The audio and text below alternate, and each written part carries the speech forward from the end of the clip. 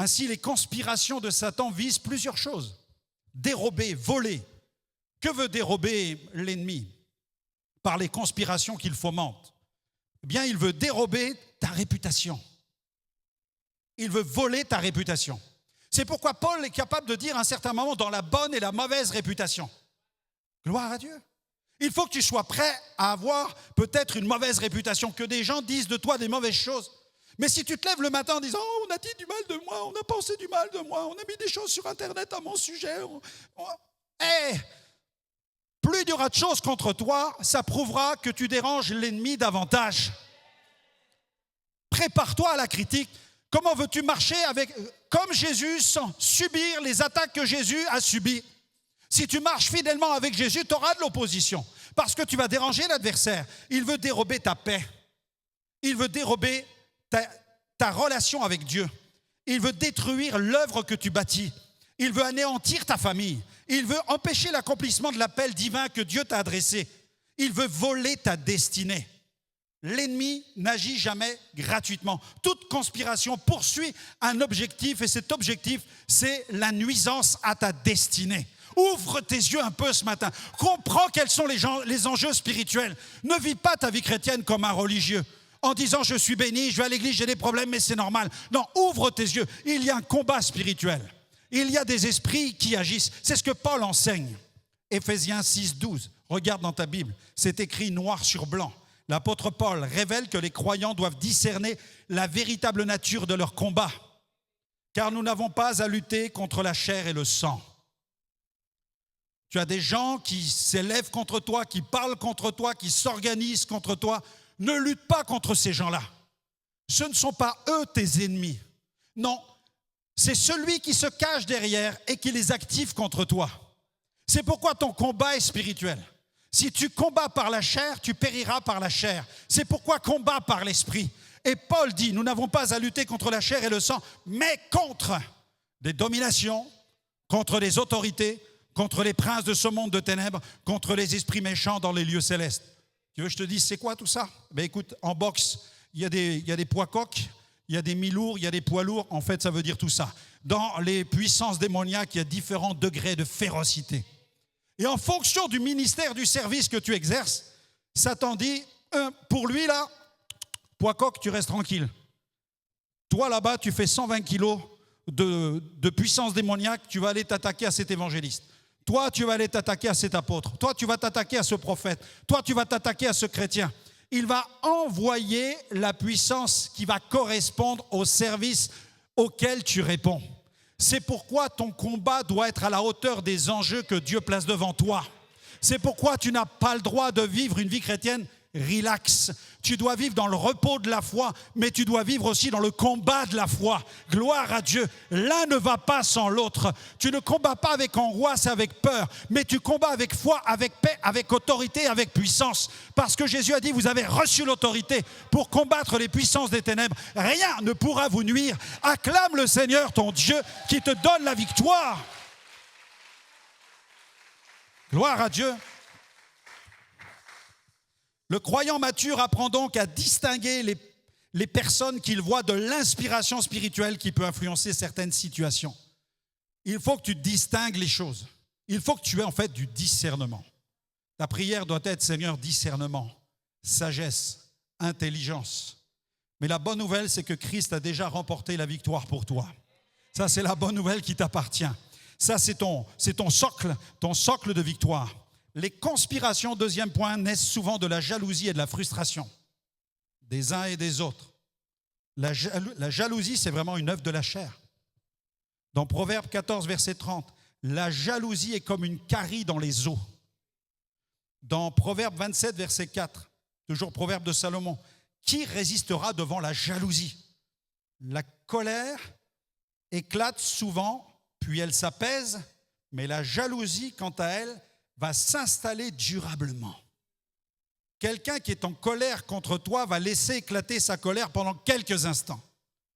Mais quelqu'un qui est jaloux de toi, il va nourrir ses sentiments pendant des semaines, des mois et des années pour affûter ta vie de prière. Alléluia! pour affûter ta sanctification, pour affûter ta foi. Dieu va renverser son dessein. Gloire à Dieu. Alléluia. Apprends à discerner, apprends à triompher.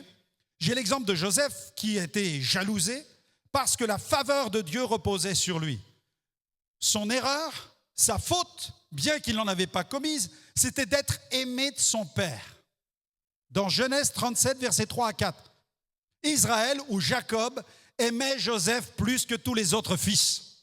Aïe, aïe, aïe, aïe, aïe, aïe. Il était le préféré de son père. Est-ce qu'il avait dit à son père, « Papa, je veux être ton préféré » ? Est-ce qu'il a dit, « Papa, tu dois m'aimer plus que les autres » ? Jamais de la vie. Mais il y avait une grâce et le regard de faveur de son père était sur lui. Mais à cause de cela, il était haï.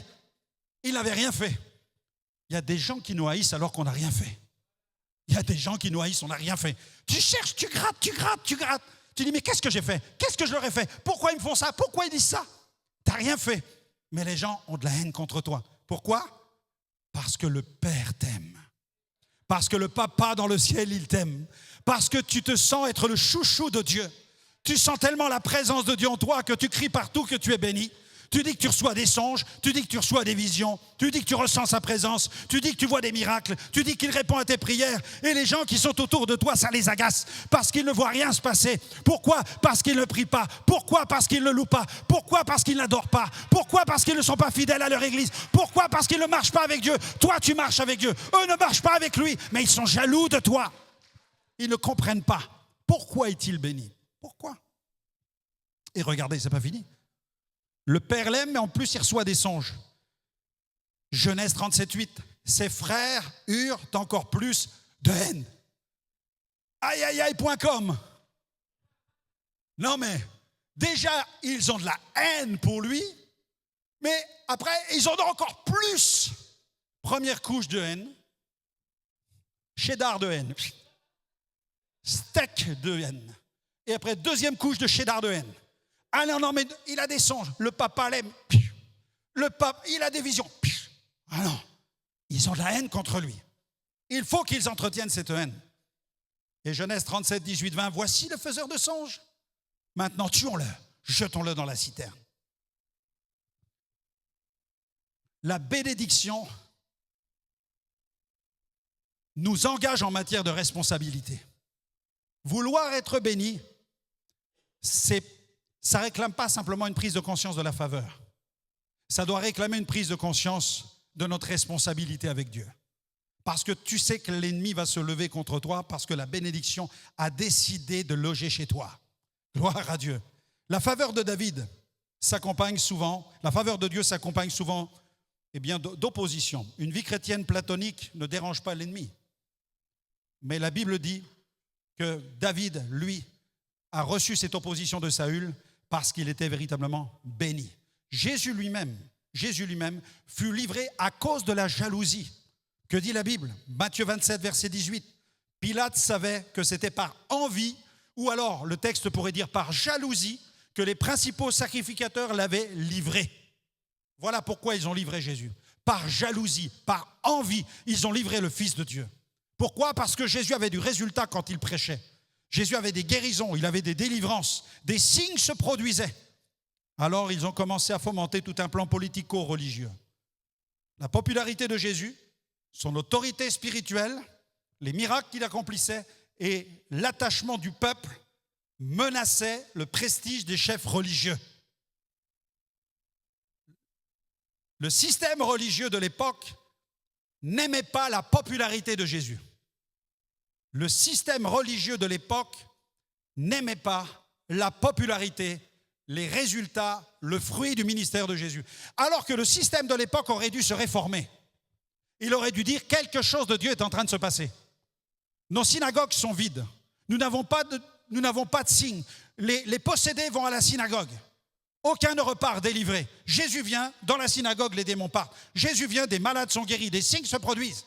Le système aurait dû dire, nous avons besoin d'un réveil, nous avons besoin d'une réforme. Alléluia, nous avons besoin d'une visitation, nous avons besoin d'un mouvement, nous avons besoin d'un renouveau. Les mots sont multiples.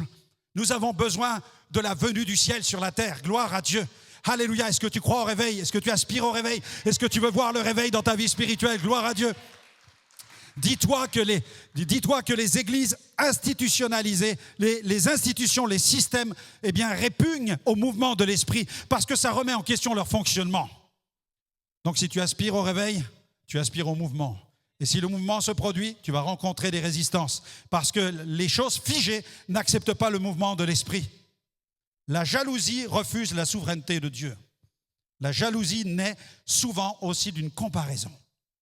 C'est pourquoi ne te laisse pas gagner par la comparaison et ne fais pas des comparaisons. Apprends à discerner les grâces qui appartiennent à tel ou tel frère, telle ou telle sœur. Apprendre à identifier les grâces qui appartiennent à tel ou tel service, à tel ou tel ministère, mais ne tombe pas toi-même dans le piège des comparaisons. En disant pourquoi lui a-t-il reçu, elle a-t-elle reçu ça, et moi je n'ai pas reçu ça. Peut-être que tu jeûnes et que tu pries parce que tu veux posséder le même don, le même charisme et le même ministère. Ça, c'est le genre de prière que Dieu n'exauce pas. Ça, c'est le genre de prière que Dieu n'exauce pas.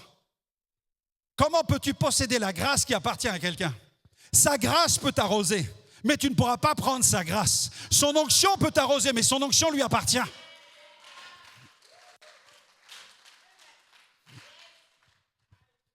C'est écrit dans la Bible. Dis avec moi, c'est écrit dans la Bible. C'est quoi la Bible? Ok. Amen. Gloire à Dieu. Amen. 1 Corinthiens 7,7. Je te donne le passage. 1 Corinthiens 7,7. Je voudrais que tous les hommes fussent comme moi. Mais que dit Paul? Chacun tient de Dieu, quoi? Un don particulier. Amen. Là, tu es guéri ce matin. Tu es guéri. Tu es guéri de la jalousie, tu es guéri de la convoitise, tu es guéri d'un ministère que tu voulais prêcher comme lui, tu voulais prophétiser comme lui, tu voulais chanter comme elle, tu voulais tout faire. Non! Sois toi-même.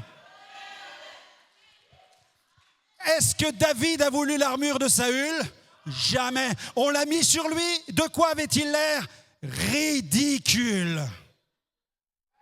Chacun tient de Dieu un don particulier. Tu tiens déjà de Dieu un don particulier et ce don va s'étoffer, ce don va grandir par l'onction. Dieu t'adresse un appel, Dieu t'envoie un mandat, Dieu te donne une onction et à certains il donne même des manteaux et des manteaux de différentes épaisseurs en fonction du ministère qu'ils ont reçu de la part de Dieu. Amen, amen, amen. Tu tiens de Dieu un don particulier. Ouh, alléluia, je tiens de Dieu un don particulier. Il faut que les sœurs de l'église fassent un chant comme du temps de David. Hein. Je tiens de Dieu un don particulier. Je tiens de Dieu un don particulier. Et vous qui êtes maintenant sur les réseaux, essayez de chanter chez vous. Allez, souriez un peu à Jésus. Gloire à Dieu. Tu tiens de Dieu un don particulier. Gloire à Dieu. Amen. Vous avez tous ces gens qui sur Internet veulent absolument... Moi, je crois à l'impartition dans le sens où, quand je prie pour quelqu'un, une grâce que je possède peut venir l'arroser. Mais personne ne pourra prendre le ministère que j'ai reçu de Dieu. Comment peux-tu exercer le ministère que j'ai sans payer le prix que moi j'ai payé? Chacun doit payer le prix de son propre service. Chacun portera sa propre croix. Tu dois payer le prix fort. Si quelqu'un veut me suivre, dit Jésus, qu'il se charge de sa croix et qu'il vienne après moi. Amen. Viens après Jésus et marche avec lui. Et tu verras avec les brisements que tu vas vivre, avec l'opposition que tu vas vivre, avec les persécutions que tu vas vivre. Alléluia. Tu dis Alléluia à la persécution, tu dis Alléluia à la critique. Est-ce que tu es prêt à dire Alléluia à l'opposition? Eh bien, c'est là de cette manière que lorsque l'olive est brisée, lorsqu'elle est concassée, que commence à sortir le jus, que l'huile commence à venir. Lorsque le raisin est foulé au pied, là, le jus du raisin commence à sortir. Lorsque le blé est mis sur la pierre et que la farine commence à sortir, on envisage seulement après de faire du pain. Là, on va faire du pain parce qu'on a cultivé le champ et puis on a récolté le blé. Ensuite, on a fait de la farine avec le meunier. Veux-tu un ministère fast-food? Il y en a, ils veulent des ministères fast-food. Ils ne payent pas le prix, ils ne viennent jamais à l'église, ils ne prient pas, ils ne jeûnent pas, ils ne combattent pas. Ils vont dans des conférences. Je veux un ministère, je veux un ministère. Ah, tu vas être apôtre, toi. Toi, tu vas être évangéliste, toi, tu vas être prophète. Et les gens rentrent chez eux, ils arrivent devant leur pasteur. Pasteur, je vais vous dire, Dieu m'appelle à être un archibishop. Archibishop, je ne te vois jamais à la prière. Tu es un archibishop qui ne prie pas. Mais avec un tel titre, tu vas être désintégré par les puissances cosmiques démoniaques. Non, bien-aimés, soyons sérieux sur la planète évangélique, World Evangelism, sur la planète. Soyons tous un peu très sérieux. Il y a un prix à payer pour tout ministère. Le prix d'un ministère de puissance, le prix d'un service dans la puissance, c'est l'obéissance, c'est la marche dans la sainteté, la marche dans la sanctification, la marche dans le service, gloire à Dieu, la marche dans l'humilité, gloire à Dieu. Quand je priais avec l'équipe de louange ce matin, je disais à l'équipe de louange, vous êtes sur l'estrade, je disais, Seigneur, les choristes, sans les musiciens, que peuvent-ils faire? Le worship leader, sans les choristes, qu'est-ce qu'il va faire? Le groupe de louange, sans la régie, qu'est-ce qu'il peut faire? Le pasteur pour les appels, sans le ministère et sans l'Église. Nous sommes limités dans notre impact. Nous sommes membres les uns des autres. Nous fonctionnons ensemble. Nous sommes un corps. Et le plus petit des membres est important parce qu'il permet au corps tout entier de fonctionner. Gloire à Dieu. Tu peux peser 150 kilos de muscles, mais si tu souffres d'une épine calcénienne dans ton pied, tu n'es pas capable d'avancer, de mettre un pied devant l'autre. Non, on a besoin les uns des autres, bien-aimés. Gloire à Dieu. C'est pourquoi ne jalouse pas ton frère. Commence à dire merci au Seigneur pour le don que tu as reçu. Gloire à Dieu. 1 Pierre 4, 10. 1 Pierre 4, 10. Comme de bons dispensateurs des diverses grâces de Dieu, que chacun de vous mette au service des autres le don qu'il a reçu. Gloire à Dieu. Le charisme qu'il a reçu. Que ce don soit une aptitude, une capacité, une compétence, un talent, ou que ce soit un don spirituel, un service ou un ministère. Tout cela, nous le mettons au service du corps, pour son harmonie, pour son développement, gloire à Dieu. Et l'Écriture nous adresse vraiment un avertissement, car là où il y a de la jalousie, un esprit de dispute, il y a du désordre. Il y a du désordre. Et nous ne voulons pas du désordre parce que Dieu est un Dieu d'ordre, et l'ordre de Dieu passe par cet alignement dans le corps qui permet à ce corps de se mouvoir pour le bien commun. Gloire à Dieu. Nous sommes serviteurs les uns des autres. Amen. Je suis très fier d'être votre pasteur, d'être votre serviteur. Gloire à Dieu. Et je suis béni avec une église comme vous. Mais je suis votre serviteur. Mais en même temps, vous êtes tous serviteurs les uns des autres. On œuvre ensemble dans l'église pour que l'église grandisse, pour l'expansion. Et nous ne devons pas laisser la compétition, la performance, la jalousie ne doit jamais gagner les rangs de notre église. On n'a pas besoin de ça. On n'a pas besoin de stars à la noix de coco ici, ok? Pas de stars, pas de caprice de stars, non. Non, on est là pour servir, On peut briller parce que nous sommes des stars dans le regard de Dieu. Mais quand je parle de caprice de star, c'est comme on peut le voir dans certains milieux où les personnes jouent à la star.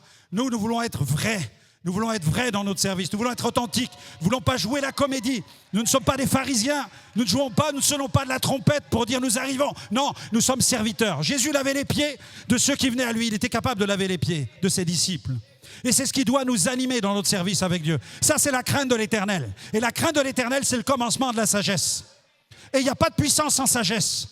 Il n'y a pas de puissance sans sagesse. Il peut y avoir du bruit, il peut y avoir de l'agitation, mais pour qu'il y ait de la puissance, il faut qu'il y ait de la sagesse. Et la sagesse vient de la crainte de l'Éternel.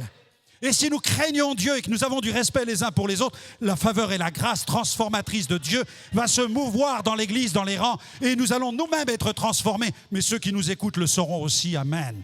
Gloire à Dieu. Dieu soit loué pour la faveur de Dieu, qui est une responsabilité avant d'être un privilège. Gloire à Dieu.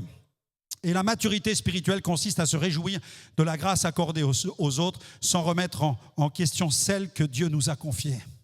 Je répète, la maturité spirituelle consiste à se réjouir de la grâce accordée aux autres sans remettre en question celle que Dieu t'a déjà accordée. Tu dois avoir les yeux ouverts sur la grâce que tu as. Sinon, tu as un problème d'identité spirituelle. Si tu n'es pas capable de voir ce que Dieu t'a donné, c'est parce que tu jalouses les autres. Si tu jalouses les autres, c'est que tu n'es pas satisfait de ce que tu as. Mais si tes yeux sont ouverts sur la grâce qui est celle que Dieu t'a donnée, tu vas commencer à te réjouir. Et comme tu vas te réjouir de ce que Dieu t'a donné, tu vas te réjouir de la grâce qui est chez les autres. Tu vas dire, elle chante, quand elle chante, elle va dans des sphères, je ne suis pas capable d'y aller. Toi, tu es un baryton. L'autre personne, elle chante comme je ne sais pas qui. Vous voyez ? Ne me demandez pas de chanter ce matin, s'il vous plaît. Amen. Mais Dieu soit béni quand tu vois quelqu'un qui a une voix comme ça, qui peut monter dans les aigus, quelqu'un qui peut descendre dans les basses. Mais c'est l'harmonie qui va permettre justement de faire entendre un chant qui va avoir un impact. Et nous, on se régale à recevoir le plat qui nous était préparé dans le ministère de la louange. Amen. Gloire à Dieu. Ce sont des exemples que Dieu nous donne. Dieu a permis qu'il y ait sur la terre des gens qui chantent faux pour apprécier ceux qui chantent.